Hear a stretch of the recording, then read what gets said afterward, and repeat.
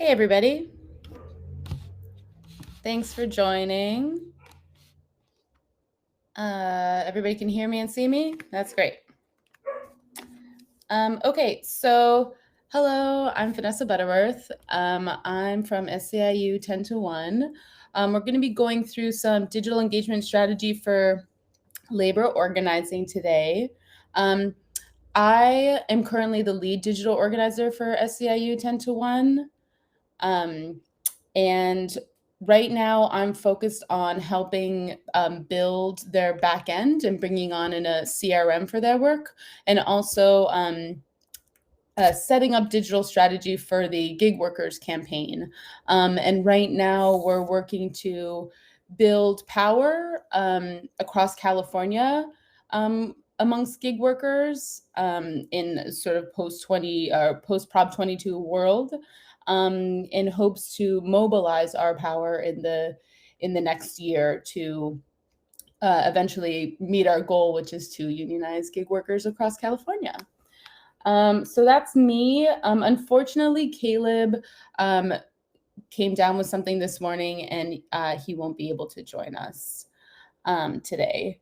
But he's great and is the senior lead digital organizer for the AFL-CIO. So this is our agenda. There's a lot to cover. So I'm going to be running through things really quickly. We're not going to dive into creating content for your channels. This is about how to create digital engagement and content strategy that then will amplify, optimize, and track your content to make your impact more effective and efficient. And obviously to help build relationships with workers online and offline. So one of the reasons why we were framing this around strategy versus content is that, we can post on Facebook all day and we can tweet all day, but if we don't have any goals for why we're doing it, or any plans to organize and recruit the people that are looking at our content, then we're not going to get anywhere near our goal of winning. And I'm sure that you share that. You're on here to sort of figure out that gap right there. So first, I'm just going to run through very fast what is engagement strategy, just so we have some shared definitions. And then I'm going to go into engagement planning.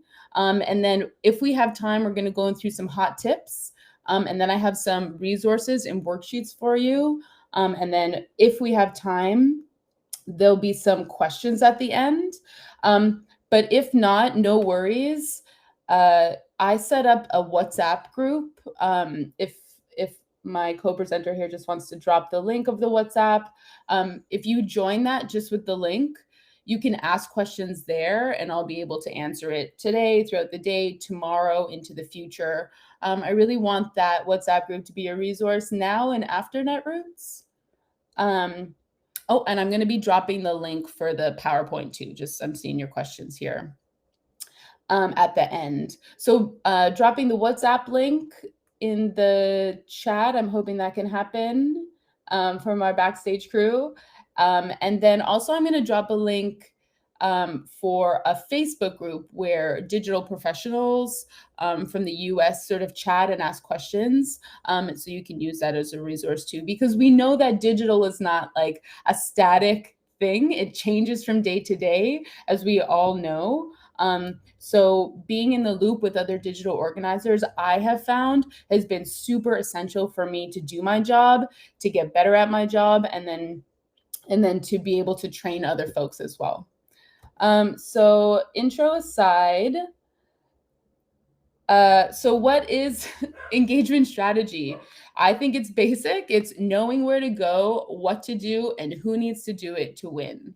So engagement sits in the middle of our campaign goals and our interactions with our audiences. And this just breaks it down a little bit more.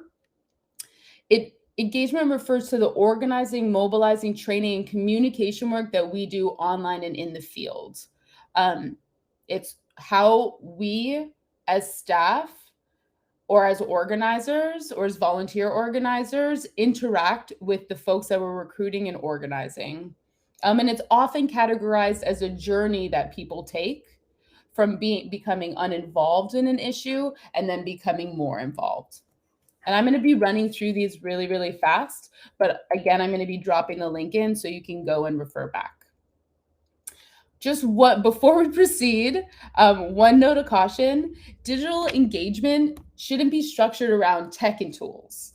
It should be structured around what those tools allow organizers and workers to do to get us closer to winning. So I was in a meeting a few weeks ago, and we were talking about campaign planning, and one of the points was, oh, what cool new tools exist that we can use in our campaign, and that's an amazing. It's amazing to discuss that and walk that through. But unless you have engagement strategy, you won't be able to use the tech and the tools to the best of their ability to meet your goals, if that makes sense. So like, for example, you can adopt TikTok at your org, but if you don't have a plan to create content that recruits the specific TikTok community who you need to organize to win, then you're just posting into the void and you're just waiting to get lucky. And us in union or labor organizing understand that that's a waste of member resources. That's a waste of people's dues. So we want to make sure that we're being effective and efficient with all of our resources. So just to sum up engagement strategy, it's basically a series of interactions with people over time, and those interactions can be online or offline. And so in order to win real, lasting, long-term change, we need to build people power and movements.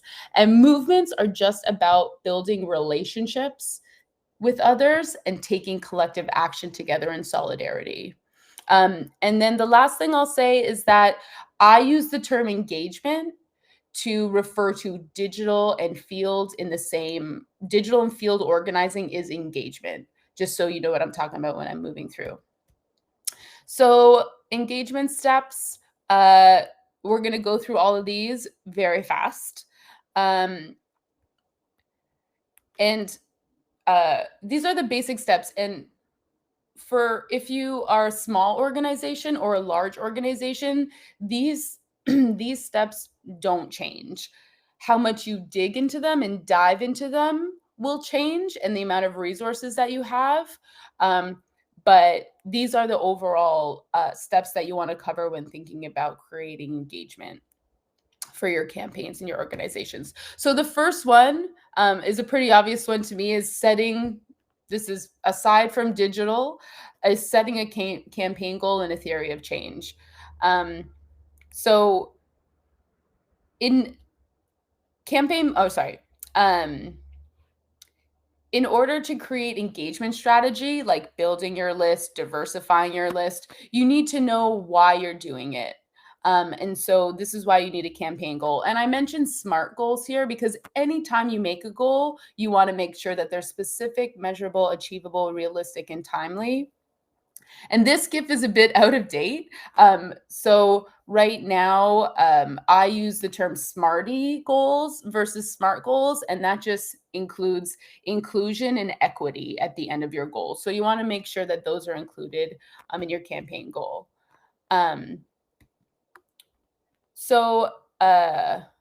Oh, sorry, my slides are a bit out of order.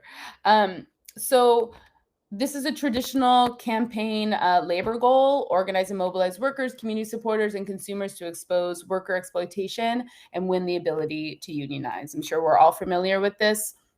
We're all familiar with the steps.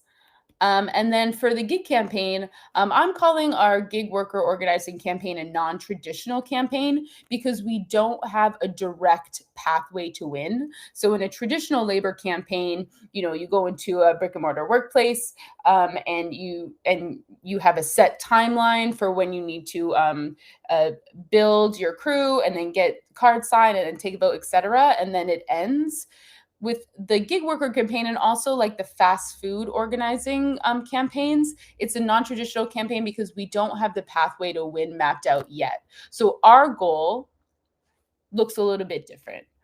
Organize and mobilize gig workers, community supporters, voters, and consumers to expose worker exploitation, pass gig worker friendly legislation, and win the ability to unionize. And this theory of change is just mapped out graphically. So this is not what this training is about, but here are the elements of a campaign plan. And I'm showing you this so you understand that engagement is just one piece of the pie when it comes to creating a campaign plan. And they all need to happen sort of at the same time for each to function. So I'll give you an example. For me to do my engagement work, which means creating engaging and creative calls to action, I need to have a really solid research plan that, for example, gives me dirt on a corporate target that I want to call out. And so without that research, that sort of breaking news that nobody has calculated or heard about yet, I need a solid research plan. And then equally, I need comms. I need a comm strategy. I need a storytelling strategy. So when I'm creating my calls to action over time, I have a story that I can refer to with the research together. So step 2, set engagement goals. Here is the example from the gig campaign that we're working with. We, at this political moment, we want to grow and scale the movement across California to then mobilize them. So we need to grow our list, consistently engage our list, diversify our list, build leadership across the ranks. And then internally, we want to track our engagement strategically so we can see how we're doing. One thing that I'll say on this step, it seems fairly easy, is understanding what your engagement strategy needs to do to meet your campaign goals. But I also just want a note of caution that you don't also want to have too many goals without the right resourcing, staffing, or organizational buy-in, because you'll never reach them. And like I said before, we need to have SMART goals, so realistic, timely, and so we can meet them. So we don't want to have too many engagement goals. Step 3 is knowing your audience. So first thing is there's no such thing as the general public. A big component of strategic engagement is knowing who can help you meet your campaign's short, medium, and long-term goals, how they can influence a target, and where they hang out online or offline. But right now in the gig campaign, our audiences are obviously the current drivers in our campaign, lefty drivers that we haven't spoken to yet, lefty consumers, millennial voters, Democratic voters in the Bay Area. So it's one thing to know who your audience is, but it's a whole other thing to get them involved. So in order to get your audience involved, you need to understand them, obviously. The more we know about our audiences, the more likely we can create content and calls to action that speaks to them so they'll get involved. So here are just like some cute little diagrams that I like to think about. If you want the right ask at the right time, the right channel with the right message, you need to know who you're talking to. Because again, like I said before, creating calls to action, without thinking all these things, you're just throwing things into the void and then hoping to get lucky. Strategic engagement planning and strategic campaigning is not that. So again, you want to see things from the audience's point of view. I really like this. I can't begin to describe how many meetings I've been in across organizations that say, hey, let's make an app for that. And without sort of having engagement goals around it. So how can we get to know our audiences? I'm not going to dive deep into this because this is like a whole nother training altogether, audience mapping and audience recruiting. But there's different ways to get a general sense of what your audience feel, and then to get specific data about how and when and who and where they interact with you around. And then if you don't know where to start with audience mapping, I like to build out audience profiles for each audience that I want to organize, and then use Facebook ads and different internet sleuthing techniques to get more information about where my audience is online. So this is a great template that you can move forward. And I'm not going to dive too deep into it, but I want to first talk about my segment description, how to target them, their relationship to their workplace, the relationship to our campaign, how are we going to ask them to get involved, etc. And this helps me build out the creative and engaging calls to action over time. Step 4 and step 5 is knowing what you're asking workers to do and when, and then creating journeys and using digital automation to scale. So this is sort of the meat and potatoes of this of this presentation. So stick with me here. Strategic labor organizing and engagement means we need to map out what staff, workers, and any of your other audiences need to do now until the day before we win. So in the gig campaign, we started there we go. In the gig campaign, we started our step 4 and our step 5 by first building an engagement pyramid. So we had a bunch of Post-its and a giant whiteboard. And on the Post-its, we brainstormed and wrote down every single tactic that we've used or want to use in the gig campaign that we thought could meet our campaign goal. And we ordered them by level of responsibility, or level of commitment. And then we took these and we built out different journeys or user experiences for each of the pyramid rungs that tied the calls to action together sequentially and by category. Each of these sort of shapes and colors have different meanings. So blue is online digital activism, purple is social media, yellow is events and actions in person. And we're not going to dig too deep into this. Again, you'll have the slides and you can. But that's all to say that we needed to map all of this out to help us deploy our content and calls to action over time, to help us think through different segments and what we're sending different segments, how to track our progress, and how to pitch for resources. So here are all the different journeys. Here's the first one for people that come in. Yeah, you can see my cursor. So they come in from the field, maybe they come in from an ad, they come in from another driver, they come in from maybe a billboard, and then we break them up into driver and non-driver. They get a welcome series, either text or email, depending on how they came in, and then an organizer calls them, and then they get funneled into our main list, where we ask them to do engaging calls to action over time. So here's the active level.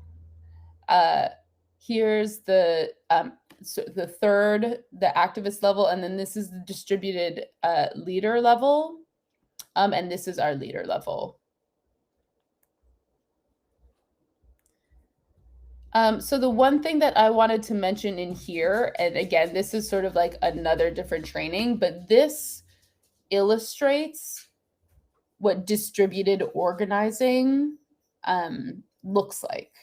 So our goal for our campaign is to build a mass movement, is to scale, is to get an exorbitant amount of members or amount of people involved in our campaign. We know as staff alone, we won't be able to do that. So that's why we recruit workers or community supporters to, do our different calls to action depending on the rung, and then we develop them to a stage where they're ready to get a leader training, an OC leader training or a general leader training.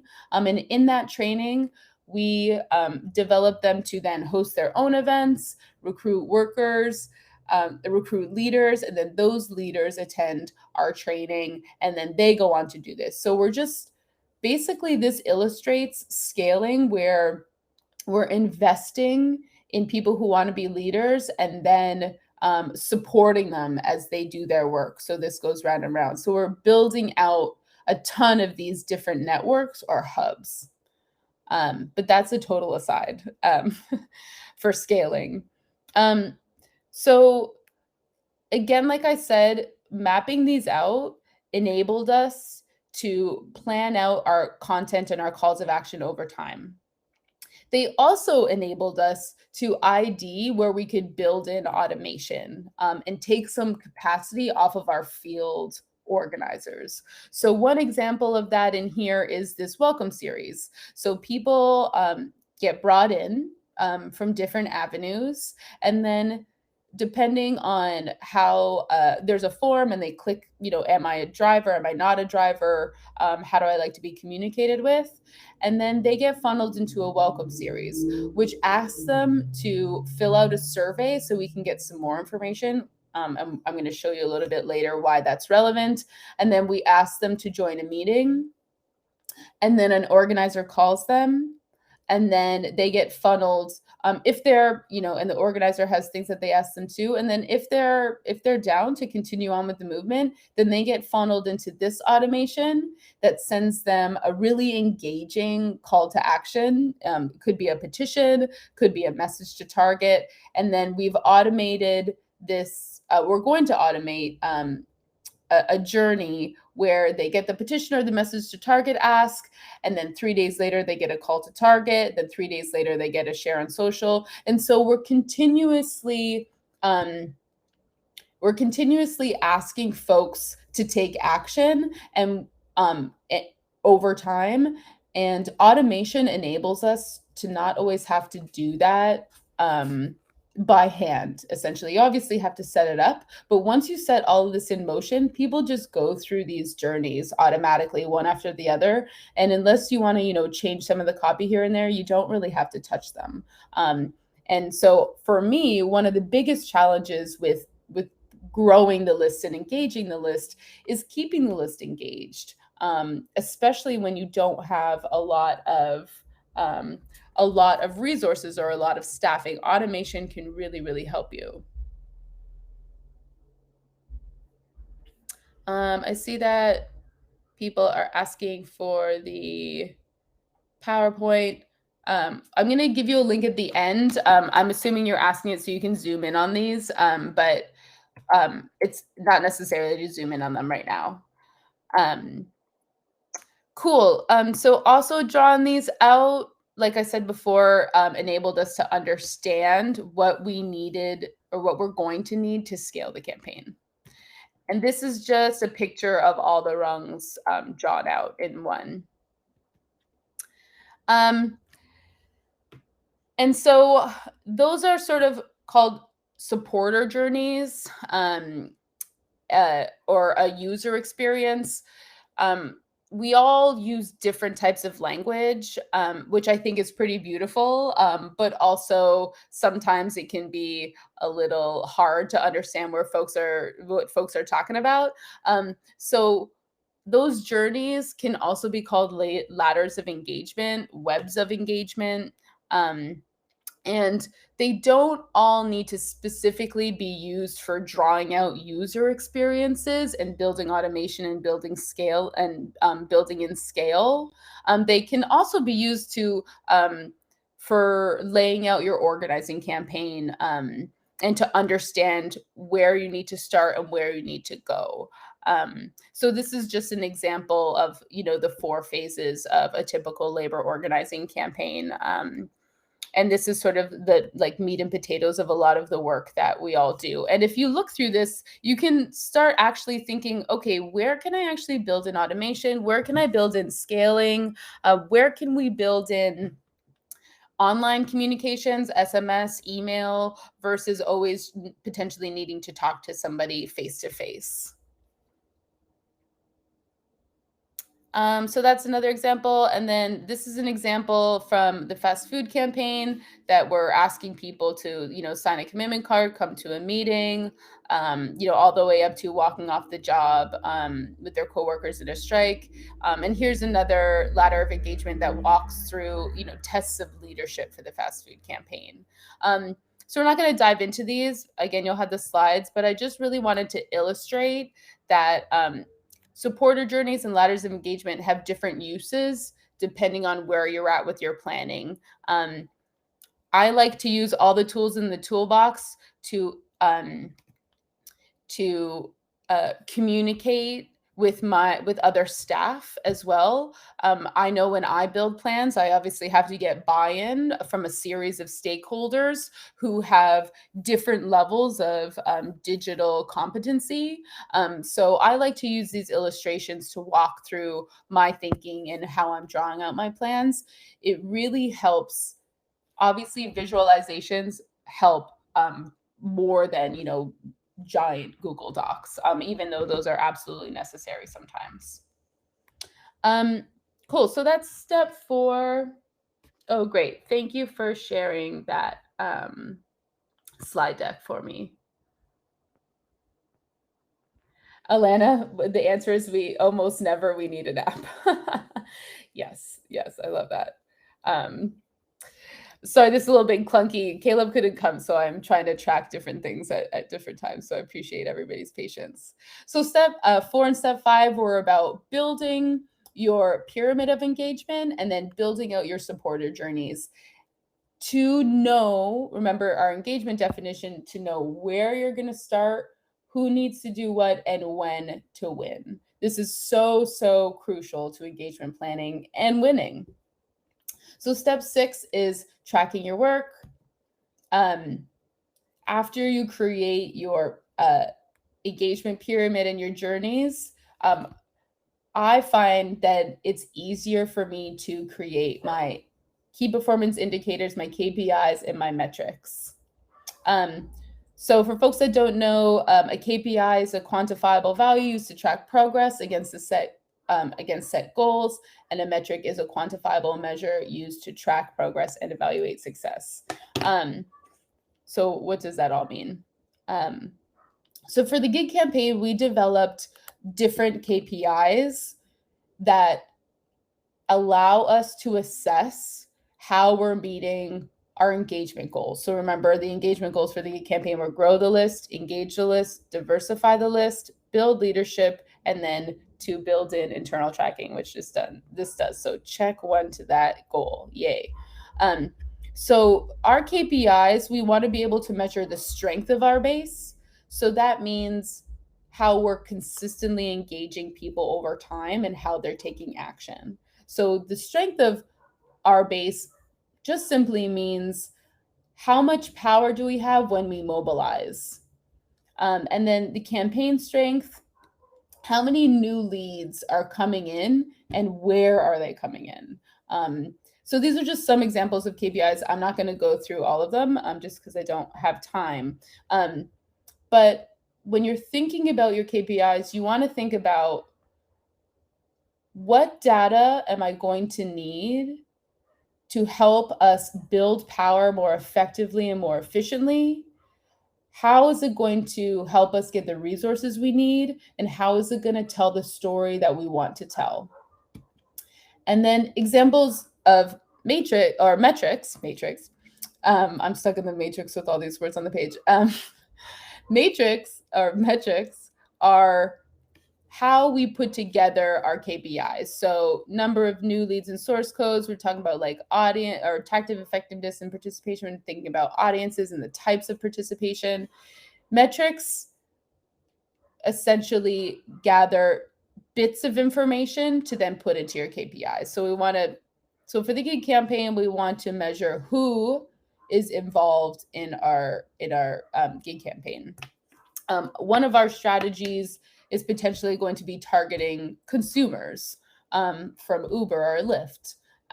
So we want to measure, as we're putting out our calls to action and our ads, for example, to target consumers, we can look in our back end and pull up our metrics and say, okay, how many gig consumers are actually coming in? Are we being successful with our calls to action and bringing these folks in? Because if I have a strategy that targets consumers, but if I can't successfully recruit anybody and any consumers into my campaign, then my strategy goes out the window. So we want to essentially measure these as we move forward in our engagement deployment in our campaigns.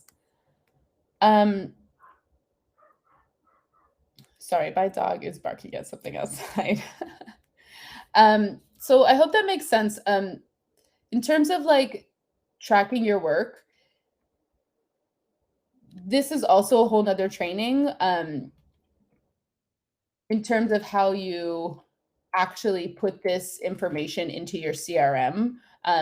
Some CRMs allow you to like make tags to track these. So when when somebody sort of signs a petition, then they get a tag in their backend that says they did a sort of passive engagement level action and a slew of other things.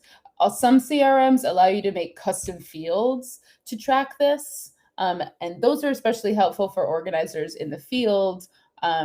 So they have sort of, you can make a form for them. And they maybe have an iPad that they're running around with, and they just fill in the form, and each form has sort of a drop down for audience. Okay, who are you talking to, gig worker, etc. And then that gets funneled into each person's record in your CRM. There's tons of ways to track this. If you don't have a CRM, obviously you can use a Google spreadsheet with these as columns across the top. If you're looking to organize more than 100 people, I would suggest looking into more a CRM. Action Network is great. It allows you to get up running really fast, and it's easy to navigate. And then, there's more powerful CRMs. Not that Action Network isn't a powerful CRM, but there's other CRMs that do other things depending on what you need. So if you have if you have a bunch of different complex KPIs that you want to track, you need to look into how you're going to actually track them in the interactions with people day to day. Because it's one thing to have all your metrics, displayed. It's another thing to actually be able to link them together. And then the last thing I'll say about tracking your work is if you have the resources, I find marketing dashboards that display your KPIs are helpful. Google Data Studio has a free tool. And then there's like Cafe or Power BI, Airtable. There's a bunch of different apps that do this. I find dashboards really helpful to be able to quickly take a glance and understand what's happening with on the ground and online and with my data, and then also to be able to explain what's happening in a story to other stakeholders who may not necessarily understand what a Google Sheet is saying. So step 6 was track your work. Step 7, you obviously want to plan out what you're going to do. So this is the part of the training where I'm going to bring in content creation. So while this presentation isn't necessarily about content creation, how you plan your content creation is super, super important for engagement planning. So I'm sure you've heard on every single training that you've attended at Netroots this year or at any of the years, the number one rule to any engagement plan is to have great content. In order to make great content, you need to think through how you're going to escalate your campaign over time by first defining what internal and external moments you're going to ask your lists to engage around. So what does that actually mean? So this is an example. This is just a draft example from our gig campaign.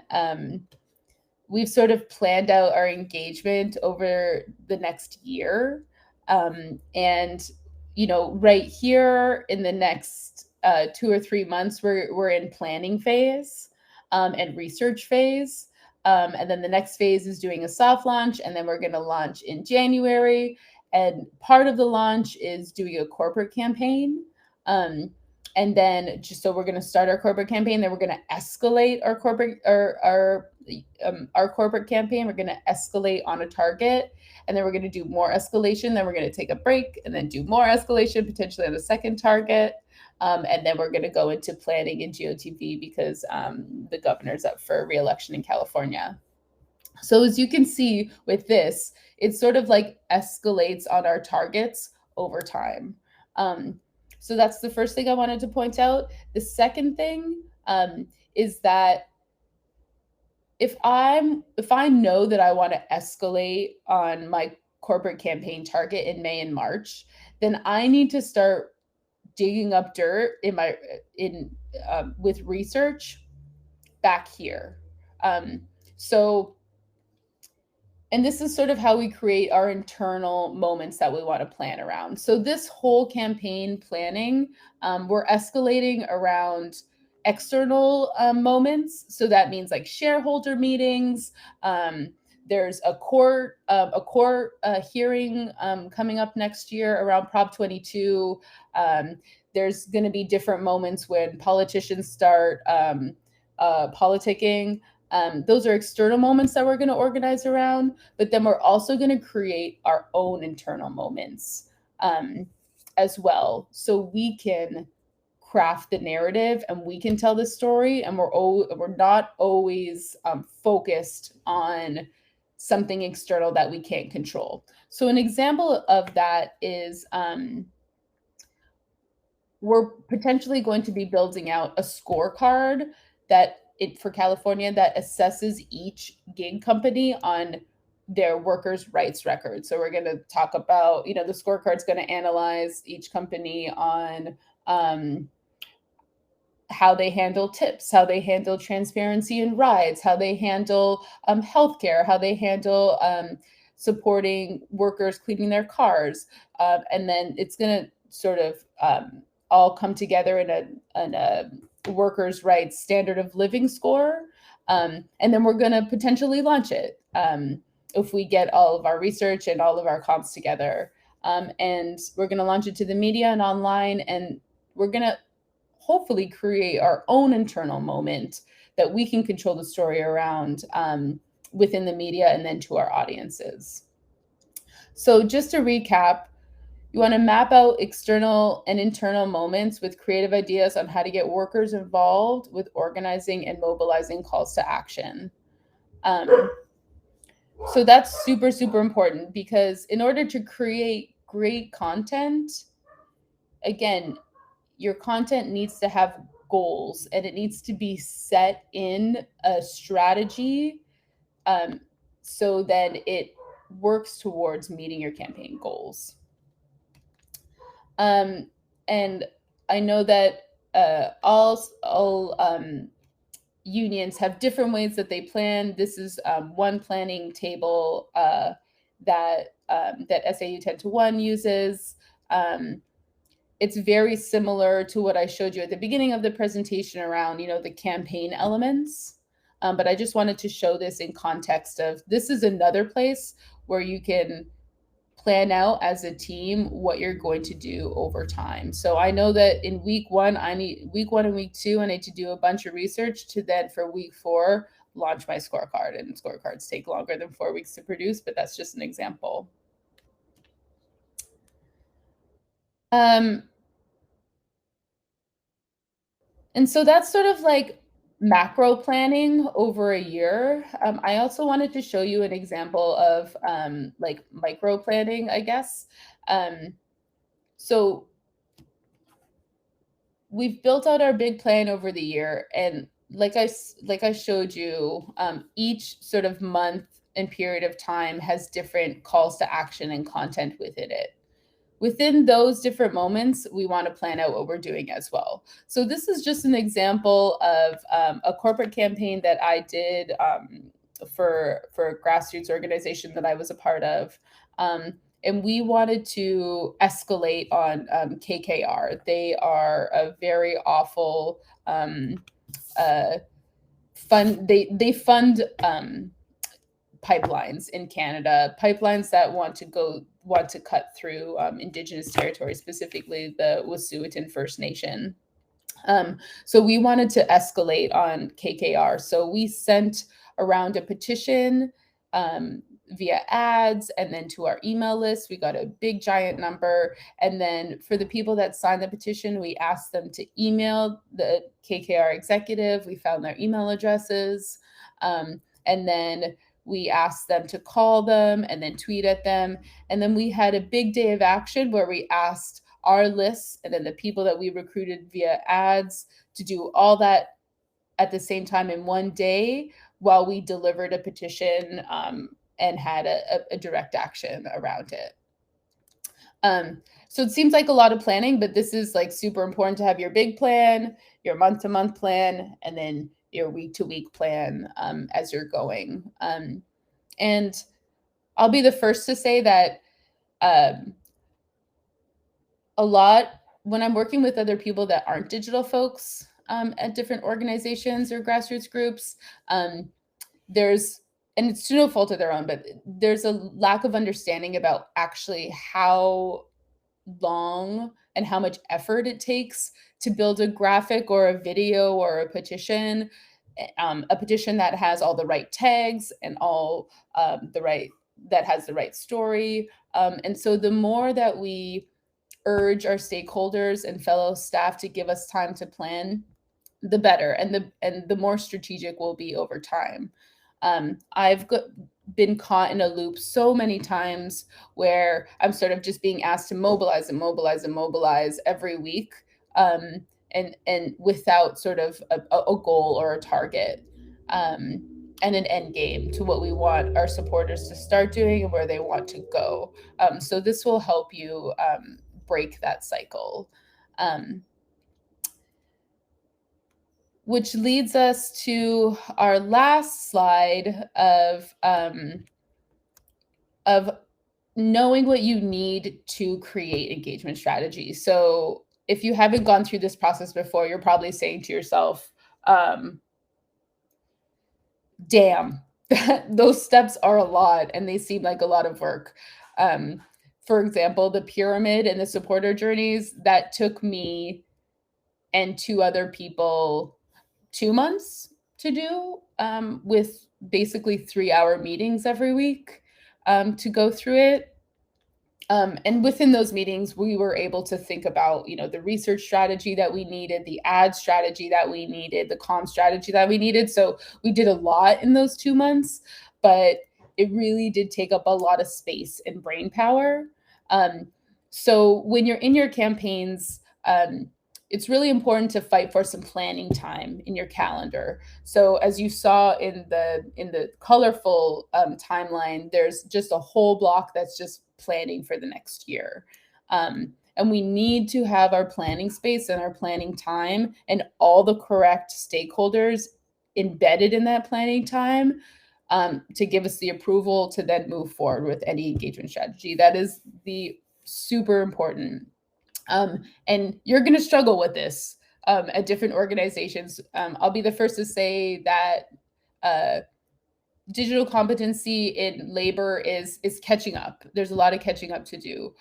But know that the more that, this is one of the reasons why I'm doing this presentation, is so that you can talk through and describe why you need that planning time, so you can chart out exactly what you're going to do in the 2 months of your planning time and say, this is why we need this. And it'll help people think about that for other campaigns. And then hopefully, we'll have a beautiful world where everybody understands digital and we'll have the planning space that we need. So planning time, that was a big long rant. Obviously we need people to be involved. You cannot not do all this planning on your own. I have many times. It's not fun. By the end of it, I'm burnt out and I don't even want to push play on the campaign after I've mapped it all out. So bring in other people, make sure that you have organizational buy-in to get staff to do this with you. And I'm not saying that you can't lead the process and take on a bulk of the work, but you need other people from comms, from field, from research to chime in, because two heads are better than one. And it also allows you to build in your buy-in, so everybody can have a say in the engagement strategy piece of the campaign, and then people will have responsibility or have ownership on the other side of it. If you can, ads and consultants are sometimes super, super important. This is a tricky one. Facebook owns us with the ads. And it is a bummer, but they do work. So having budget for this is super important to bring new people in. And there's various different ways to target different workers in different industries to bring them into your different campaigns. Let's say you want to blitz for your campaign. Ads can really help that. Or if you're probing for a campaign, a mix of a paid marketing strategy with an organic social media strategy will go a long way in finding the workers you want to organize. Then the fourth thing is having space to fail. So when I'm talking about engagement strategy with the people that I work with on various levels, I say this is not going to be perfect. Everybody needs to be bought in. It's never going to go the way that we planned. And that's okay. That's such a key piece to digital organizing, is testing, experimenting, and failing, and learning from your mistakes. It's natural. There's absolutely nothing wrong with it. If anything, it helps us become more effective and efficient. And then, like I said, support from above. If you're building your engagement planning and you don't have at least one or two allies above you helping you navigate process or navigate budget or navigate other departments, becomes really difficult.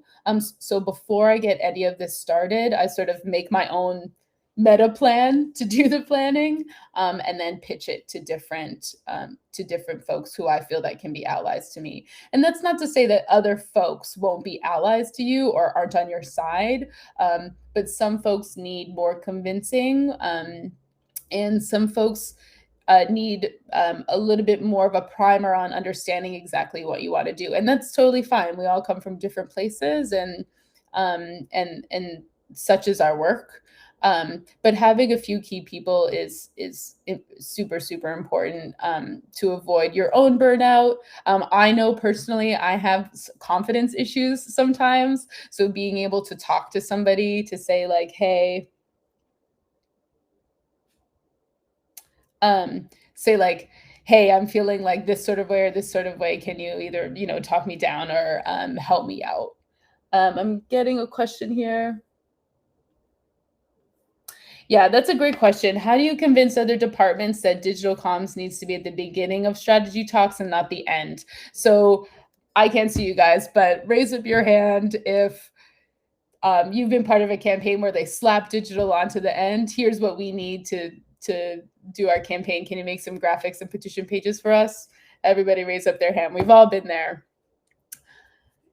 This is a difficult one. I've been at organizations who consistently put me last in the campaigning planning. And this is what I was just talking about, having support from above and leaning on different allies who are creating that campaign planning process is super important. It's not going to be perfect and it's not going to be easy. And it's quite frankly unfair. And I know that, and I feel your pain. And I'm here with you, and use that WhatsApp group in the future if you're having this issue, and let's walk through it together. It's what, people like me in the movement are here for. But this slide essentially maps out for you how to do that, and gives you, and this whole presentation hopefully gives you the tools to then prove your case. Will it always be successful? I'm not sure, but definitely come in and communicate with others in your field and me, and we can definitely help you out. But again, support from above is, before it all starts, is super important. Is laying the groundwork. You got to do a little like sleuthing behind the scenes. Yeah, we know it. Yeah. Um, great. So where are we at? Um,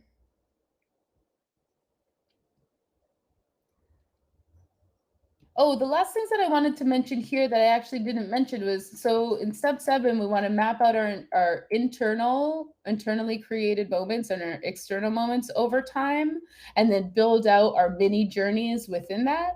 But then we also want to ensure that any of our content and any of our calls to action are based in workers. The workers need to speak for themselves. They need to tell their own story. It's not you telling the story, it's workers. This is why we do our work. So our is digital labor folks, we have a little bit of a different task than other digital folks. And it's a little bit tricky.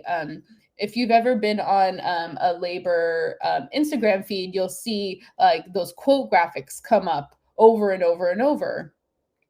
Do I think the quote graphic is a little bit overused? Yes, but we only have like a certain amount of tools in our toolbox. So we need to get creative and think about how we will communicate workers' voices out, outside of the sort of like tried and true quotes or quote graphics. Maybe, for example, you want to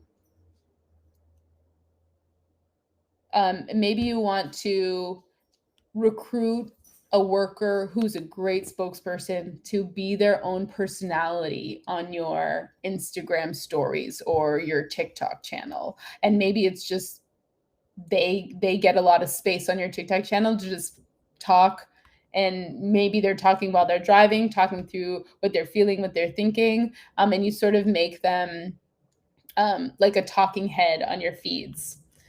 Just as an example of letting the workers speak for themselves. There's tons of great trainings in this year that will help you brainstorm more ideas like that. And then the third thing is, here's scale with workers leading the way. So, you know, one of our main goals as labor digital organizers is recruiting and developing worker leaders and giving them the tools to then self-determine their own destiny. So remember that when we're creating content and space and calls to action, that we're also building in trainings and workshops and skill shares to bring people along. Again, us as staff will never be able to change the world as we need it. We need everybody out, inside and outside our staffing, to do it. And trainings and leadership development will get us there. And content and calls to action are the first step in bringing people in, enticing them in to the activism fold to then have an amazing career as an organizer that we all have. So these are the steps again.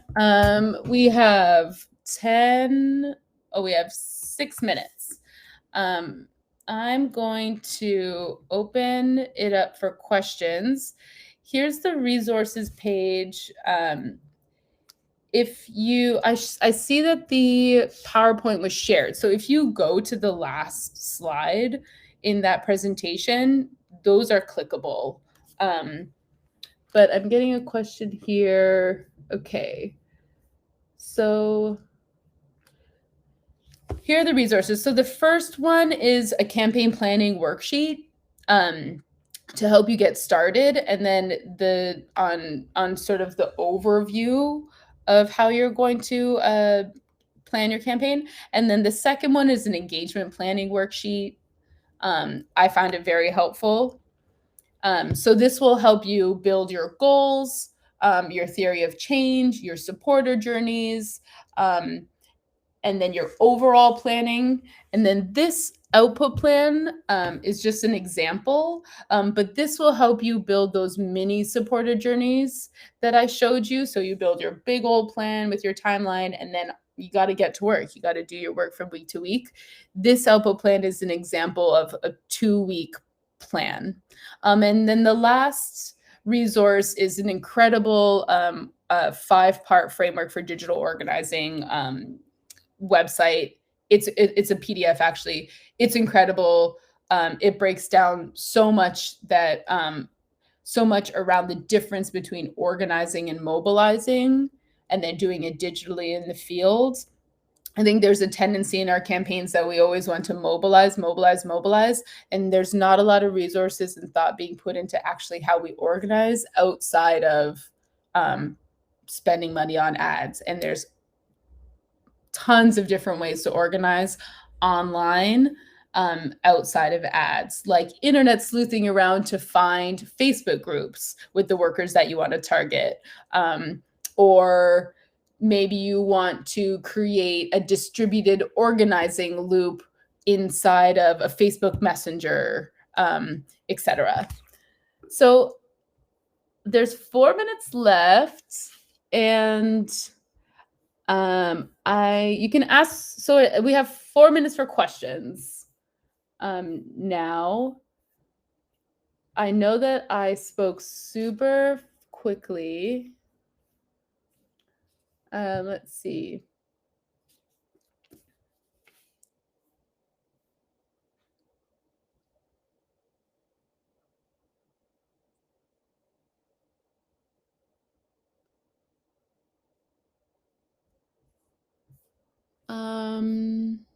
No questions? I'm not seeing them come up. Okay, here we go.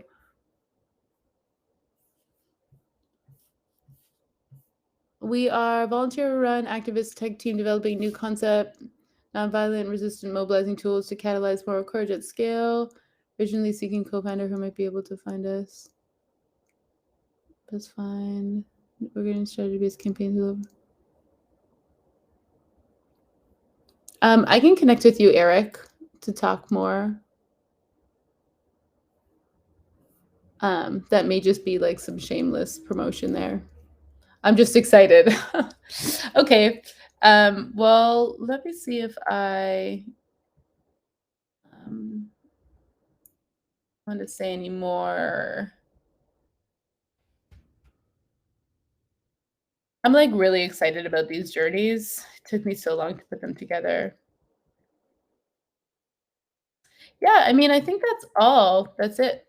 That's all that I wanted to talk about. I really love this particular slide. And I think it's like a good tool to bring newbies or other stakeholders who aren't familiar with digital into understanding what engagement is, and actually just how much work it is. And then putting another layer on top of this, that it includes online and offline calls to action and communications. Actually, I got that slide from a Greenpeace training that I did. Great. Well, I think we should.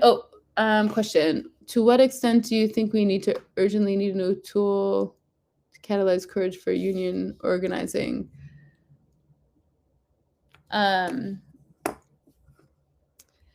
Yeah, like I said, I think it depends. Like I said, using tech and tools.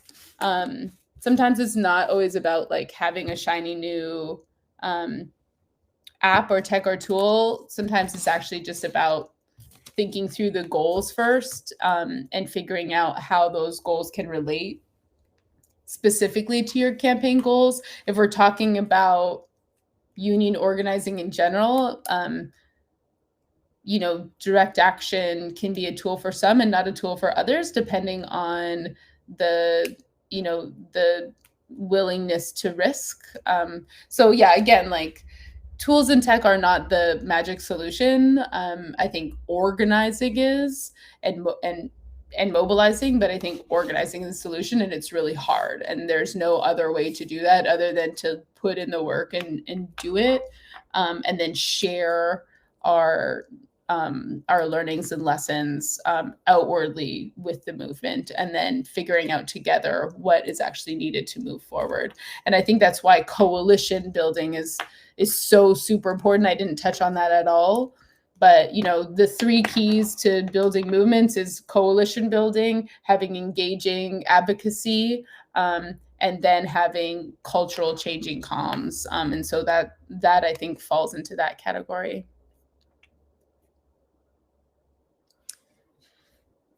There's a tricky balance where if workers aren't ready to go public, this all feels on pause. I think we might get cut off soon.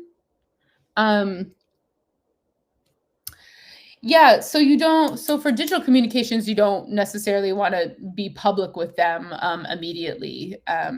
But you can still prep for when you go public. You can still prep the video or the graphics or the petition that you would want to launch when that moment happens. And then in organizing, you can do that through different email listservs or apps or text groups and have them be private versus public. I hope that answers your question. I think the question got cut off.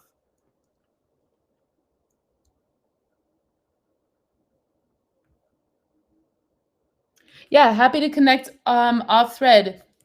At the beginning of the chat, it has the WhatsApp link. So if you want to join that and ask your questions there, happy to discuss anything there. And if we want to pull it off of that WhatsApp group too, I'm absolutely open. It's what I'm here for. Eric, you're becoming a bit of a spammy presence in our comment field, so I'm just going to call you out on that. But yeah, so connect on the WhatsApp and let's continue this conversation.